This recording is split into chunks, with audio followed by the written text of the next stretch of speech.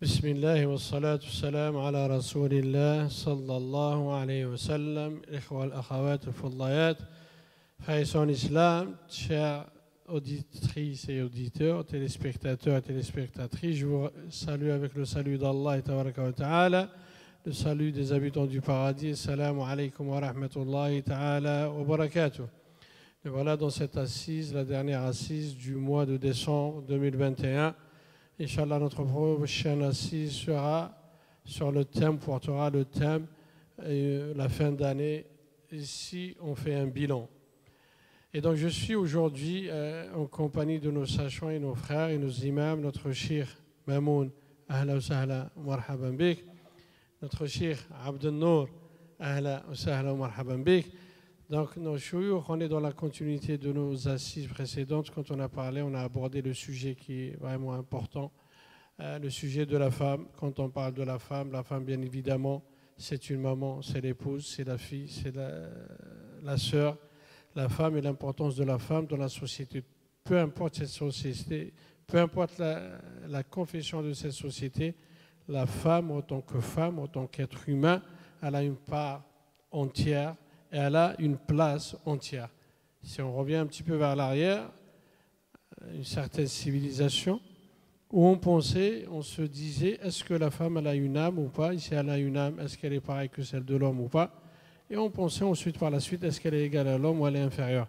L'islam est venu pour les mettre à la même échelle de strate, pour dire que la femme elle a autant d'importance et la femme elle a autant de présence dans la vie de l'homme et dans la vie d'une société, et c'est le présent et le futur de toute société.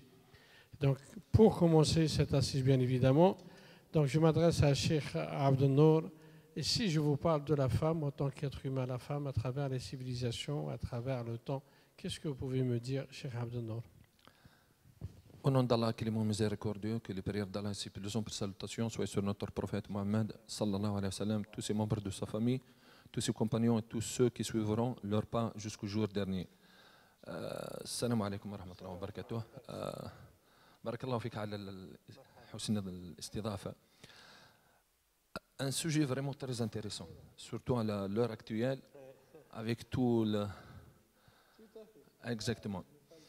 Avant de parler sur la place de la femme en islam, c'est très important de parler ou de donner un tout petit aperçu de la place de la femme à travers les civilisations précédentes. Je tiens aussi à préciser quelques éléments très importants. Premièrement, parler de la place de la femme en islam, c'est à travers les textes coraniques et prophétiques, et non pas à travers les faits ou les actes de certains, soi-disant musulmans, qui ne sont pas conformes aux préceptes de l'islam. Parce qu'il faut faire le distinguo entre les actes ou les comportements de certains musulmans et les textes coraniques. Tout à fait. Là, il faut faire la part des choses. Barakallah aussi de bien pointer cela. Parce que des fois, quand on voit certains comportements et on juge l'islam, mais on juge à travers les actes des autres. C'est comme dit un dicton, si moi je suis mauvais, ce n'est pas ma religion qui est mauvaise. C'est plus moi qui est mauvais, la personne de Khaled, de Cheikh Mamoun, de Cheikh Abdel Nour, et pas la religion en soi. Exact. Un autre élément très important à préciser, il y a certains qui pensent que l'islam a opprimé la femme. C'est malheureux. Dans les assises précédentes, on a parlé sur un élément très important qui est l'ignorance, l'impact de l'ignorance dans la vie quotidienne et sur la société. Ainsi que l'ignorance a son impact concernant la vision de certains sur l'islam. Ils pensent que l'islam il a opprimé la femme. Mais je tiens à donner un petit aperçu historique pour prouver que c'est le contraire. Commençons par le commencement. Parce que la déviation a commencé par la conception de la femme depuis l'histoire de la création, depuis la création d'Ève et d'Adam. En islam, il y a des fois, on parle de Adam, et souvent de Adam que de Ève. Exact. Parce que celui qui a péché ou qui a commis la faute, c'est celui qui a désobéi à Dieu, c'est plus Adam, à ce point c'est plus Adam que Ève. Si on regarde par exemple le chapitre 2 dans la Genèse, il dit « La femme que tu as mis auprès de moi m'a donné de l'arbre et j'en ai mangé. » Donc, chers frères et sœurs, c'est très important de connaître ces textes pour faire la part des choses. Il ne faut pas accuser l'islam, mais on viendra, Inch'Allah, exposer les textes coraniques et prophétiques, parce que parler de la place et de la conception de la femme à travers les textes, et non pas des actes des adeptes de telle ou de telle idéologie ou religion.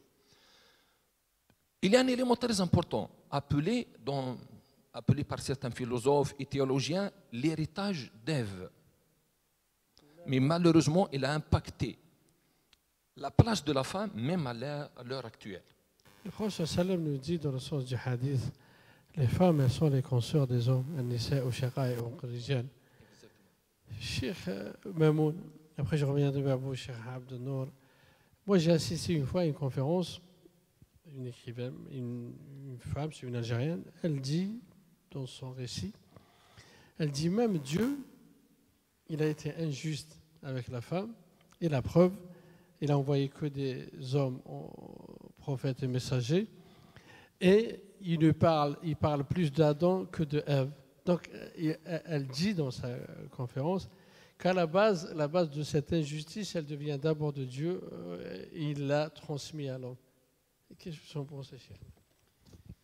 Bismillah wa salatu wa salam ala rasulillah wa ala alihi wa sahbihi wa man walah. Merci beaucoup, Cheikh Khaled, de m'avoir invité à participer avec vous dans cette honorable assise pour parler d'un point qui est ô combien essentiel et qui concerne l'ensemble de l'humanité, puisqu'on parle tout d'abord de la moitié de cette humanité que constituent les femmes dans le monde, mais qui, elle, est à l'origine de la formation de l'autre moitié que sont les hommes, parce que tous ces hommes ont été, à un moment donné, sous la formation d'une mère qui a été là pour éduquer, comme nous le dit le prophète Mohammed sallallahu alayhi wa sallam, ou plutôt Al-Hafidh Ibrahim d'abord dit dans une poésie « Al-Ummu madrasatun » et qui est bien entendu un héritier de cette révélation prophétique. Al-Ummu madrasatun, la mère est une école. Si tu la prépares, tu prépares une génération pleine de bonnes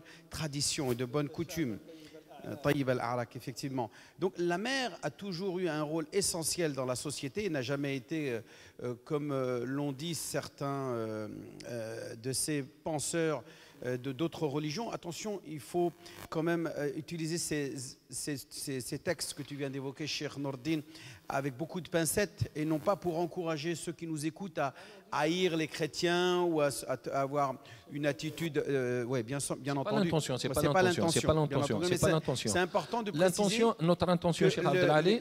L'Église catholique a organisé un instant, des Cheikh Abdelali. conciles. Je tiens à préciser un élément très important. Mon intention, c'est pas de dénigrer ou de rabaisser ou de diminuer par exemple, exactement. Mais il faut faire la part des choses. Parce que historiquement parlant, il faut commencer par le commencement. D'où vient cette déviation? D'où ça a commencé cette histoire de la misogynie? La source de ces atrocités subies par les femmes.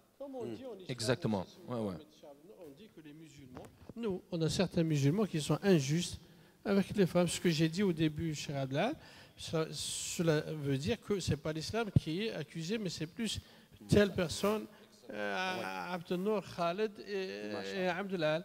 Mais on a besoin aussi de revenir en arrière. La preuve, moi je vous ai dit, Cheikh, il a parlé par exemple de la femme de la civilisation.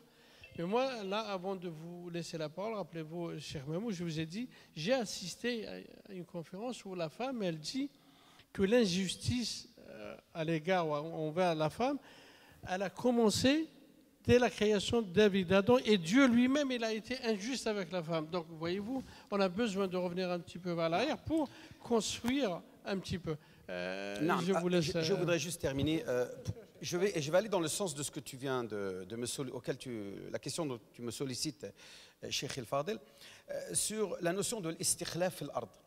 Au moment où est-ce que Allah Azza wa Jal a créé Adam, et d'Adam, des côtes d'Adam, d'une côte d'Adam, il a créé, bien entendu, comme on le sait tous, son épouse et sa moitié qui sera donc Ève. Et c'est pas anodin qu'Allah subhanahu wa ta'ala a choisi une côte qui est celle qui est la plus proche du cœur de l'homme, pour dire que c'est en même temps un être qui est tout près du cœur de son mari, de son père, de son fils, de son frère. Donc la femme a toujours eu une place importante dans le cœur de la junte masculine. Elle est bien entendu celle qui est concernée par cette notion de protection et d'établissement de l'ordre et du respect du faible, parce qu'en effet, moyennement, globalement dans le monde, les femmes ont moins de force que les hommes. C'est une réalité, on va dire, physiologique. Hein. On évalue à peu près que l'homme a une corpulence de 40% de plus de masse musculaire. Donc, ce qui va lui donner, d'une certaine manière, une certaine force, une certaine possibilité de nuire et de faire du tort à cette femme qui pourrait être... Et là, Dieu va intervenir. Il dira, attention, elles sont des personnes fragiles auprès de vous. Hein, il faut prendre soin d'elles.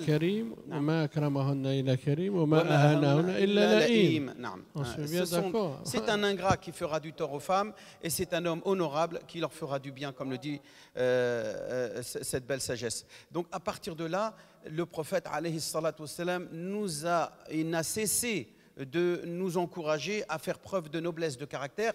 Et il dira même que celui qui a la foi, ô vous parmi les musulmans, les croyants, ceux qui ont la foi la plus parfaite, akmalul mu'minina imanan, ahasinukum akhlaqa, ceux qui ont le meilleur comportement, wa ahsanuhum linisa'ihim. Et le meilleur parmi eux, ce sont ceux qui ont le meilleur comportement envers leurs femmes. Et quand on dit les femmes, c'est toutes, pas seulement les épouses, hein.